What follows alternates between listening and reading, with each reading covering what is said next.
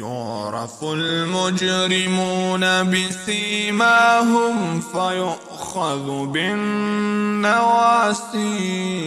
والأقدام. فبأي آلاء ربكما تكذبان؟ هذه جهنم التي يكذب بها المجرمون يطوفون بينها وبين حميم فبأي آلاء ربكما تكذبان؟